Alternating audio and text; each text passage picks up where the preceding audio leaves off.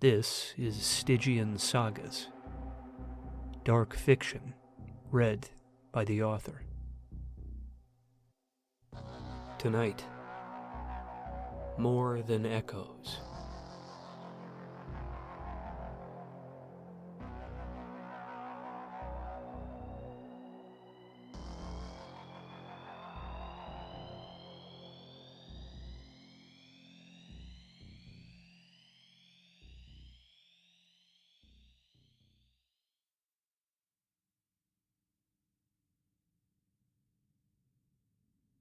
As a civil inspector in Ohio, I spent most of my time scouring overpasses and government building projects. If there was a fault in a foundation or an oversight on a public blueprint, it was my job to sniff it out. The work was dull but straightforward, and I liked it that way. I wouldn't get rich, but the position was comfortable, and I could leave my house each morning secure in the knowledge that today would be much like yesterday.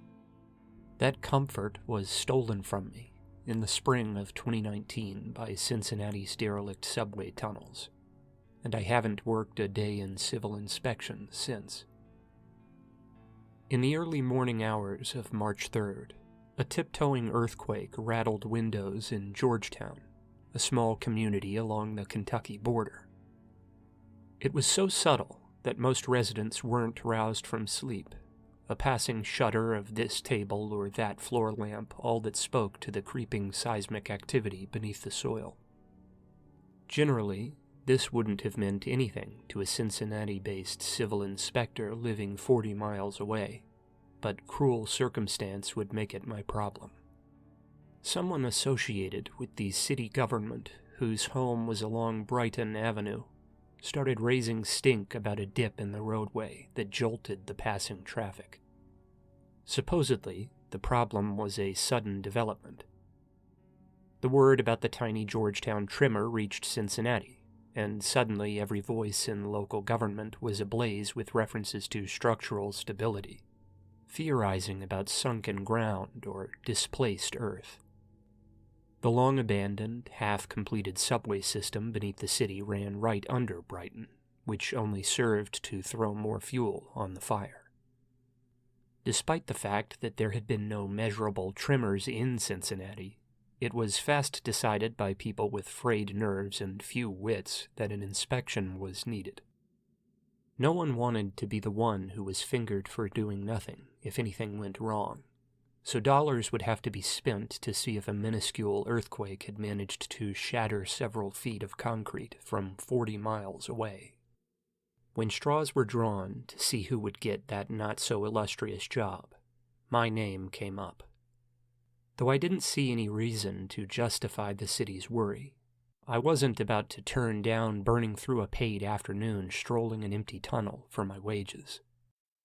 I've tried to work out an excuse I could have used to escape that ill-fated patrol, but there was no way for me to know what lay in store for me. In my mind, this was yet another case of an easy day for easy pay, and I make it my habit not to question easy pay. The day started out innocuous enough. Sunny, unseasonably warm, relatively quiet. I took the keys I'd been given to the large, gated entrance near I-75, the rumble of passing traffic muffling any reservations I might have about the tunnel that waited beyond. Only when the large metal doors swung shut behind me and the roaring traffic dwindled to a stifled drone did I feel apprehension. There are two parallel tracks making up the larger portion of the completed tunnels, separated by a central concrete wall.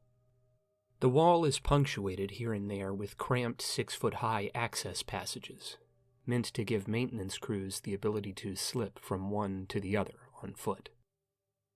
There was very little actual railway, though, the money having dried up far before the final stages of construction. Even the graffiti felt old and outmoded, for the city had stepped up security at the locked entrances 2 decades ago in the interest of safety, much to the chagrin of wandering teenagers and cold homeless residents, I'm sure. Light spilled in from the metal grate above the doors at my back, but it was fast swallowed by the yawning mouth of the tunnel ahead. The noise of each breath I took seemed to cascade down its darkened interior like applause, amplifying each rise and fall, each scuffle of my hands against denim as I raised a flashlight from my belt and banished a bit of the shadow.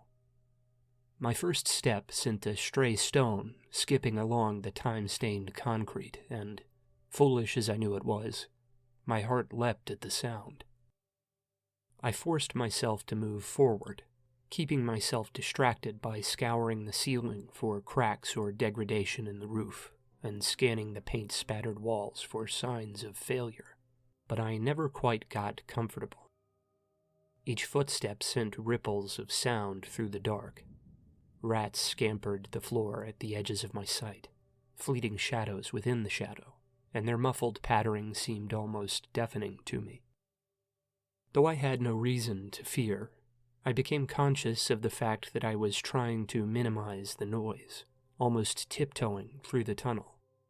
My eyes constantly darted for those gaping black passageways in the dividing wall that led to the adjacent track, as if I expected to catch movement in the obscured tunnel beyond.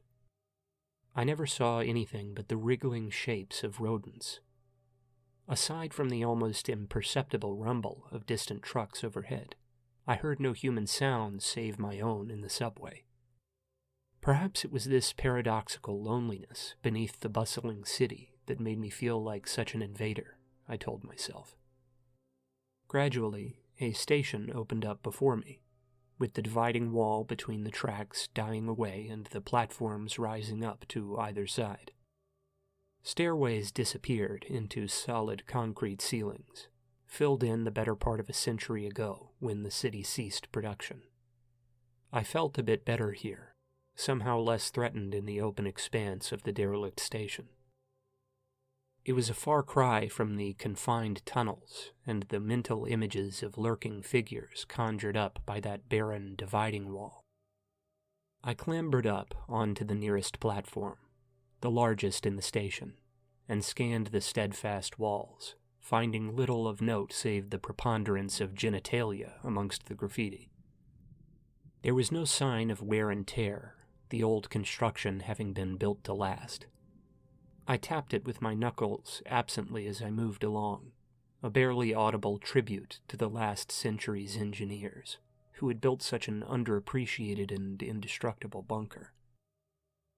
Again, it struck me just how silly the trip down here had been. My eyes found a sort of ratty clothes heap across the tracks then, just a vague silhouette in the distant darkness. I made my way across to the opposing platform, curious as to what had been left behind in the urban tomb after all these years. As it moved into view, I saw mounded blankets and twisted jackets, matted and filthy with neglected age. I saw a low ring of old bricks, the bones of a makeshift fire pit which hadn't hosted wood in ages. Finally, I saw the beaten old steno pad off to the side, stained and dog-eared, and the haphazard writing scrawled across its pages. I don't know exactly what compelled me to take up the little pad and start to flip through. I had already decided that my task was pointless, so I'm sure a little boredom played a role. I had hours to burn down there, and I wasn't about to find a gaping chasm in the roof. Regardless, I began to read. As I went, what little comfort I took in the open space of the subway station slowly trickled away. An ink aged so greatly by exposure to the predations of vermin and temperature that its flow was almost lost. The first few pages of stilted, aggressive penmanship tell of how the writer had ended up alone in the tunnels. By his account, the writer had dwelt there for many years with a group of vagrants during the 80s and 90s. When authorities had warned the squatters that the tunnels would soon be locked off, he had stubbornly opted to hide in the deepest portion of the ruins, evading notice while the rest packed what little they had and moved on.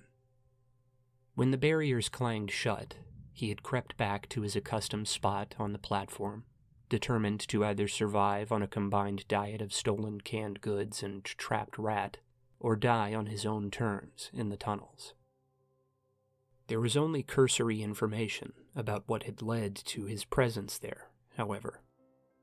Apparently, he had only begun writing at all because he believed someone else to be in the tunnels with him, and suspected they were rifling through his camp while he was away. He frequently addresses whoever's banging around in the main tunnel at night, or the man in the tunnel, with the ending to his introductory pages reading, "If you are sitting in my camp reading this while I scrounge for rats near the entrance, do yourself a favor and either make yourself known or keep to your part of the subway. I have a gun on me, and it'd be a bad idea to spook me at night." Several entries, perhaps made each day, detail how the man in the tunnel continues to scatter stones before going quiet at odd hours of the night, or mumble not quite right words he can't decipher which echo around the subway system.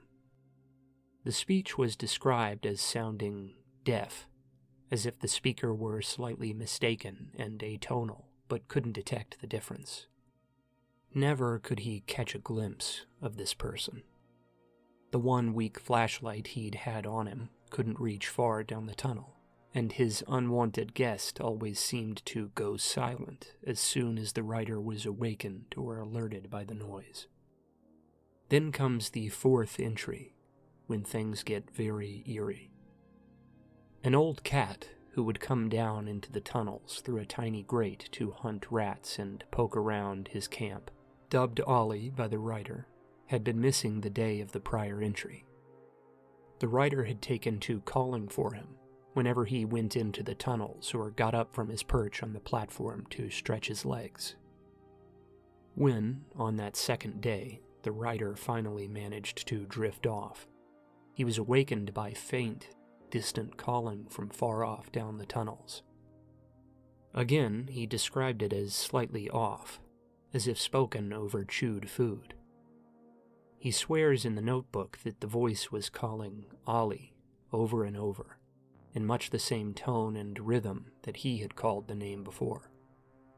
He laments in each entry that he had no way of contacting the world beyond the subway gates, and mentions that he is going to attempt staying awake for the next couple days, perhaps now writing more for his own security of mind than for his assumed visitor. Though I can't know how long passes between the penultimate entry and the final, strange encounter described in the last pages, I believe it to be no more than a day later, given its phrasing and flow. The writer, apparently dazed by lack of sleep in front of the small fire he'd made on the platform and rocking back and forth to keep awake, was surprised by a noise just above him, from the ceiling of the platform. On edge and holding the small revolver he carried in his lap, he raised the weapon almost reflexively, and saw outlined by the fire what he describes as some big-ass pale naked guy hanging from the ceiling. The person, though I think thing might be the better term, was looking down at him, and was moving to climb to the floor when he shot it. It wailed, a sound he describes as wet and weird. The thing then dropped to the floor, and skittered with inhuman speed off the platform and down into the tunnel, disappearing before he could stand up to line up another shot. It was something the homeless population in the tunnels had called the Long Man, the writer said, a kind of tall tale the oldest of them used to tell. He's always assumed it was hearsay, like the others. Maybe it had been there all along, he speculated, becoming bold when the population of squatters fell to just one lonely soul. Heartened by the fact that he had hurt whoever or whatever had been lurking in the tunnel, he records that he is going to follow the blood this Long Man left in the tunnel as it fled and see if he can't find it and kill it. Then the journal ended, the nameless man who penned it in the dark lost to the remaining empty pages. I sat there, crouched in the dark over the ruins of the fire pit for some time, soaking in the story it told. I found myself throwing furtive glances across the platform to the looming tunnels, conscious of the occasional scuttling rat. This, I told myself, was an excellent bit of theatrical fiction. Whoever had written it had left it here years back, in a place that was bound to put visitors on edge. There had been a real Lovecraft amongst the squatters in the station to have pulled off that little tale, I thought. As I tried to shake away my nerves and restore what little comfort I had built up in the yawning subway station, I put the little notepad back down in its place. Fool that I was, I dismissed my worries, consigned the story to the world of fiction, and strode back to the tracks. Looking back on that return to the tunnels and the first steps along the route to the second station, I do think the story made an impression on me, whether I dismissed it or not. Each step upon the concrete was cautious and measured, and I took care to steer clear of broken glass or pooled water that might ring out beneath my tread. Distracting myself with observant glances at a roof I knew would yield no scars, I reassured myself that it was only a couple miles until the end of the line. Then it'd be back to the surface to tell the city where it could shove its earthquake theory of pothole development. The shadows seemed deeper, and the rats seemed more numerous, my mind reading foreboding menace where I assured myself there was none. Much as I told myself I was being foolish, I couldn't make myself calm down entirely.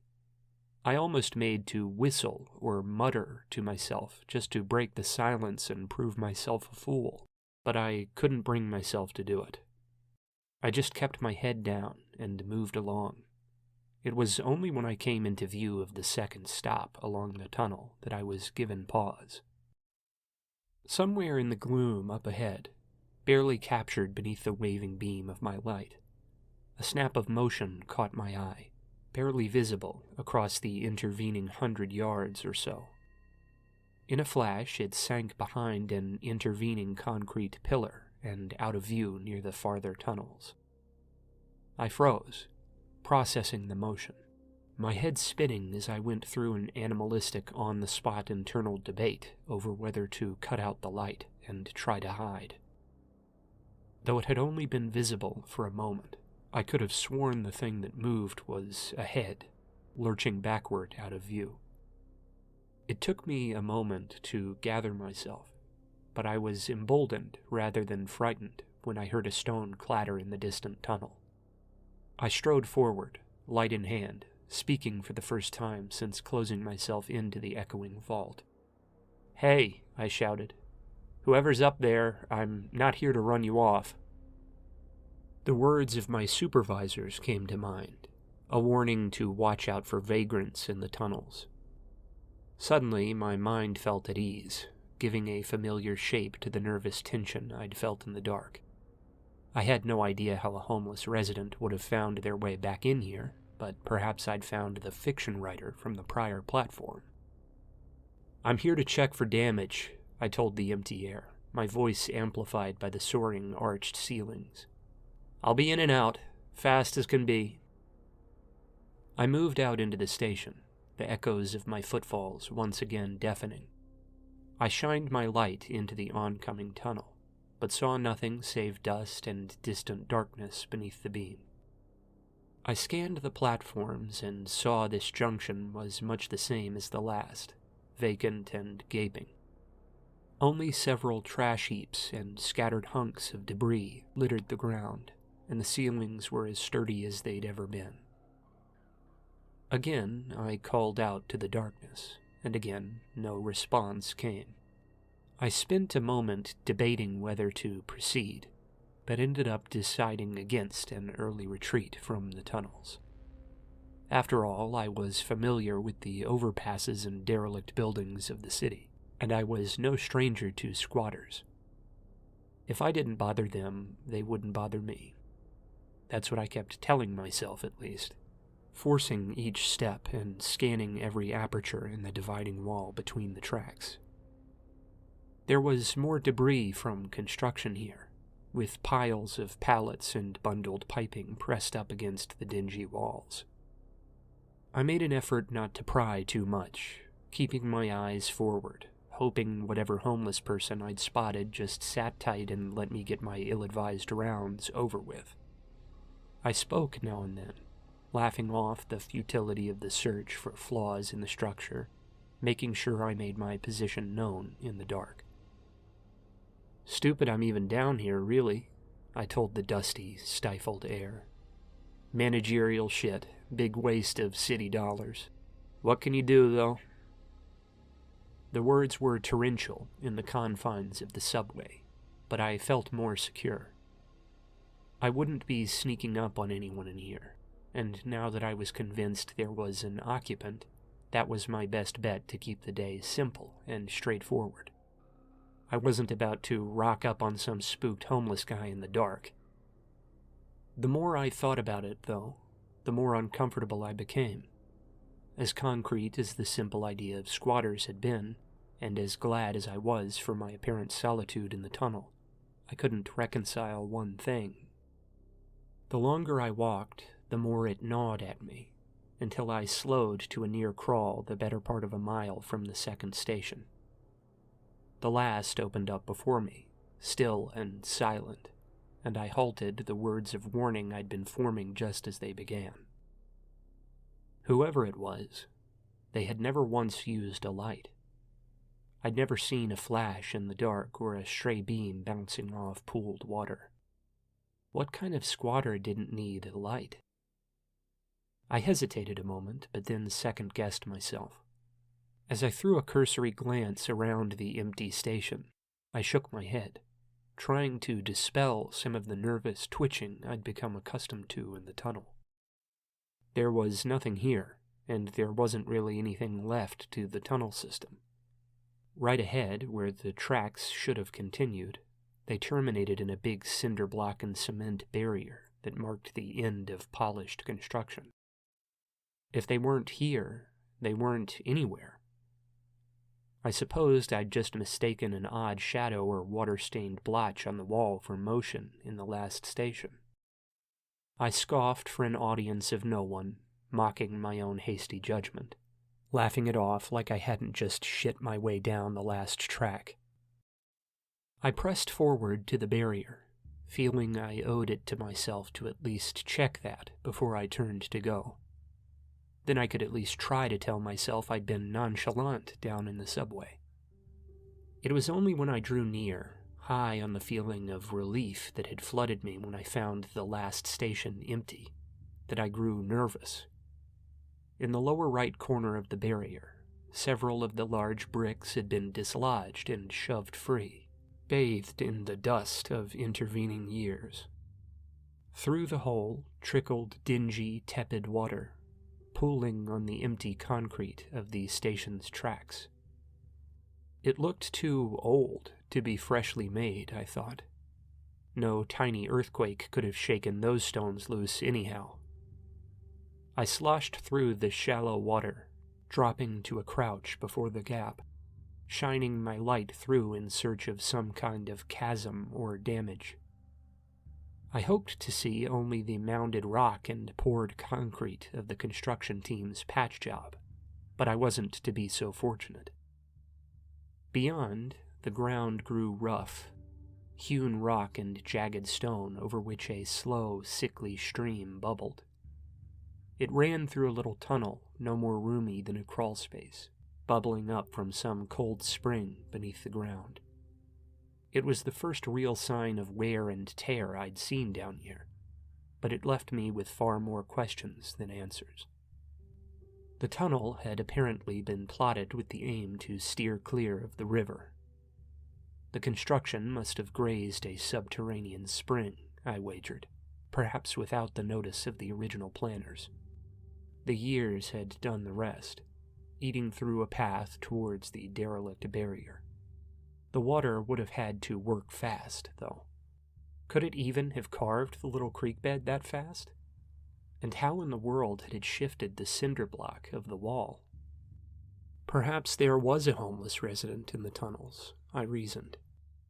He'd broken the wall in search of water, maybe having heard the murmur of the stream from the station. I nodded to myself, working it out in my head. Then, at the end of my vision, something moved at the rear of the spring-fed stream. Just above the waterline, emerging from whatever crevice in the stone was vomiting forth the sour water, the beam of my light caught shine which had not been there on the initial scan. From 3 grayish-white shapes poking up from the water, 6 golden reflections glared back, twitching in the harsh glow of my light. Eyes. They were too broad to be a man's, too reflective in the dark. I stumbled back when they blinked out, the owners having flinched away from the beam. Raccoons or big rats, I tried to tell myself, rising to my feet and putting a few more yards between myself and the hole. That rationalization didn't stop me from pulling the cheap little utility knife from my belt, grasping it so tightly in my free hand that my nails drew blood from my palm. They'd have to have been very, very large raccoons. Moreover, the pale shapes in the water had been wrong, rounded and broad, too much like a person's skull. I made for the far tunnels, throwing a few shaky glances over my shoulder towards the gap. Though I was still busy trying to convince myself I'd been spooked by animals on the one hand, other parts of my brain calculated the distance to the far exit. I cursed that I'd been given a key only for the one gate, and lacked the keys for other access doors built near the stations. It was when I reached the other end of the station that I heard a slight, subdued vocalization from behind me, only reverberating to my ears due to the vaulted construction overhead. In a shaken, awkward tone that brought to mind the faded pages of the filthy steno pad, a twisted parody of the words, "What can you do?" echoed out into the tunnels. The words were without inflection or emphasis, clearly organic, but spoken with all the mood of a text-to-speech device. They were all wrong, the words of a child phonetically reading out a sentence they couldn't understand. There was no tenderness or clumsy comedy in them, though. Only cold, detached interest. I ran, not yet daring to look back. I made it perhaps 100 yards down the tunnel when, just as I began to believe I'd be left alone, there was a clamor farther back along the tracks. Though it took me a moment to place it over the noise of my booted footfalls in the stifled darkness, I eventually placed the noise. The slap of many bare feet upon concrete. My pace quickened, pressing me to the limit of my physical ability. I cursed that I'd let myself slip out of shape, damning myself with weekends spent lounging around at home with a book in hand, but the adrenaline helped push me along. Only when I could hear the nameless things gaining in the dark did I make a gamble. Without slowing my pace, I ducked through one of the holes in the dividing wall. I hoped beyond hope that whatever was close on my heels hadn't fanned out into both tunnels. I flicked off my light as I crossed on shaky legs to the far wall, cautiously feeling my way into a crevice between the concrete and some stacked, filthy wooden pallets, and held my breath. The fleshy sound of the footsteps swept past down the other tunnel, half muffled by the intervening wall. They were as odd as the voice had been, unlike the rhythm of a regular sprinter, as if every few steps were punctuated by leaps or scuttling crouches. Imagination did the work my shadow-blinded eyes could not in the all-consuming gloom, giving twisted forms to the capering horde as they wound further away down the tracks. Though my initial mood was relief, it was not to last. First, I thought of escape. With only one exit available to me, I felt cornered, the things now between me and the distant exit. Even if they'd passed me by for now, what chance did I have of slipping past whatever those watchers in the stream were in the dark? There were more immediate threats, though. Only a heart-rattled minute or two after their passage, a noise reached back to me from where the mob had run, a sort of sonorous clicking, like a tongue off the roof of a mouth. It echoed well down the tunnels, and, after a brief pause, was answered. No echo could muddle the fact that the responder was frightfully close in the dark, perhaps 20 feet off. The most disconcerting thing, though, was that the noise came from above. Again it sounded. Many such noises joined in, most distant and scattered, but the one nearest to me was methodical, purposeful. It shifted from one side of the tunnel to the other, unseen limbs scraping across stone with cautious, barely audible grace. I stifled each breath, ears strained, every hair on my body standing on end as I braced for whatever came next. It came lower, clicking all the while. I recall thinking it had to be directly above me, on the wall of the tunnel I huddled against. I froze as best I could, restraining a jolt of fright as some tiny fragment of stone or debris was dislodged in the dark and clattered to the ground beside my arm. There was one final click, loud as thunder to my ears. Then, silence.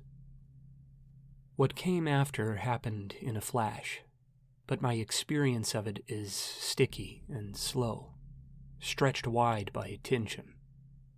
I waited for a breathless eternity, expecting each moment a miraculous resumption of the clicking which never came.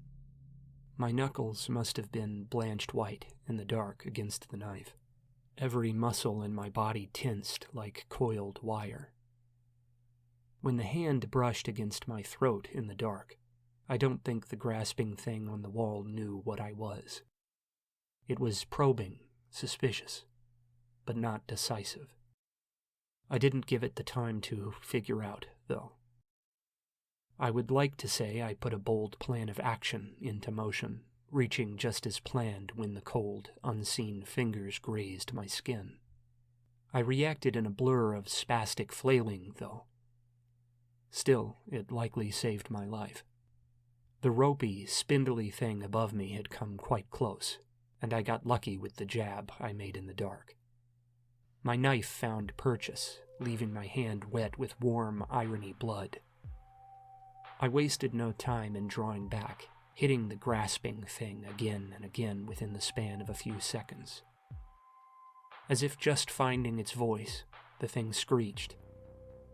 I can't describe the raw power of the noise, far louder than any gunshot I've heard.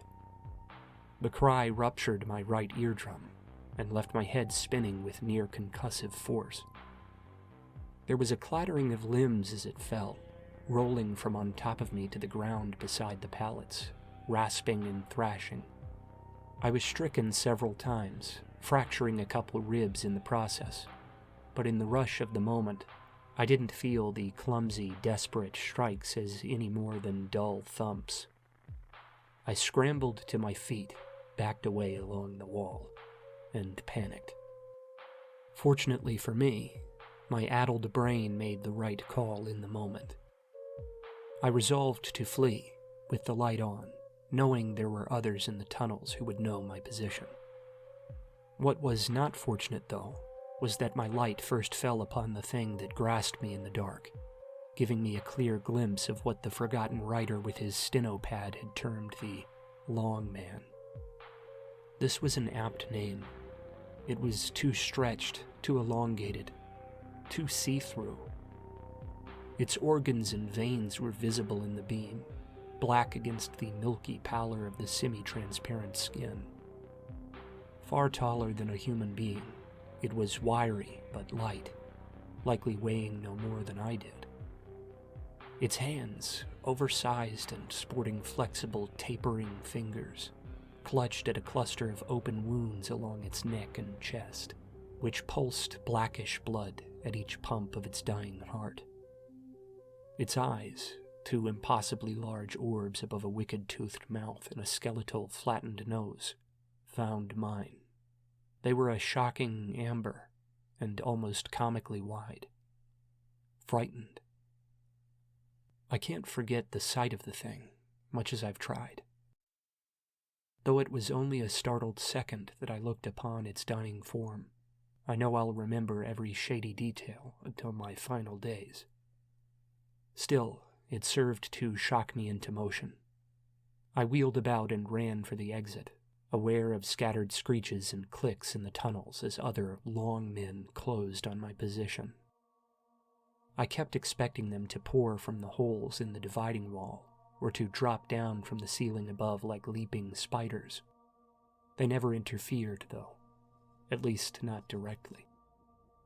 I can't know whether it was because of the thing's dying cry or some other reason. I assume they were wary, averse to taking a risk. Though they certainly could have killed me, my lucky break with the first hunter must have made them anxious. Rather than grasping hands or screeching charges, I caught only flashes of pale motion at the edge of the light, and the whistle of thrown rocks clattering off the walls. A few of these hit me, grazing my head and bruising my legs, but I was fortunate. My passage through the second station and the further halls were a blur of harried motion, and I made the first station with little but scrapes and bruises from the bombardment. Then, the assault seemed to die away, the scuttling advance of the long men falling to a whisper as I neared the exit and the soft glow of late afternoon came into view through the grate. I clattered against the harsh steel of the doors and scrambled with the key, stupidly trying to handle it without letting my flashlight slip from my grip. I was frayed beyond measure then, desperate and shaking, and it took many excruciating seconds to get the door open. I slipped through, the gate squealing shut behind me, the key readied to bar the way in my wake. In the last rays of light behind the closing doors, I saw the wide eyes of several inhuman hunters looking after me, their silhouettes white against the gray of the tunnels.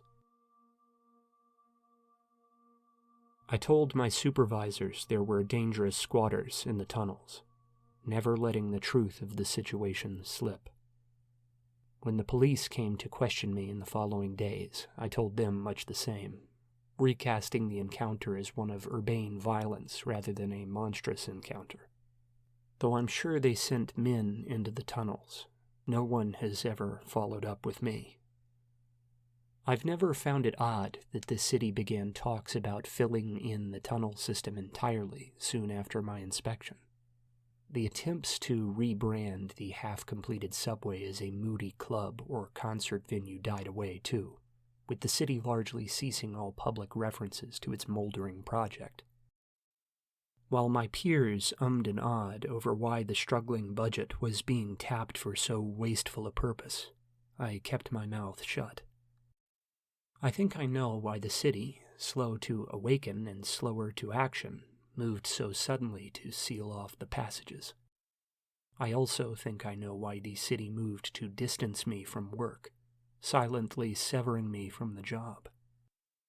I won't protest, though, because that suits me just fine.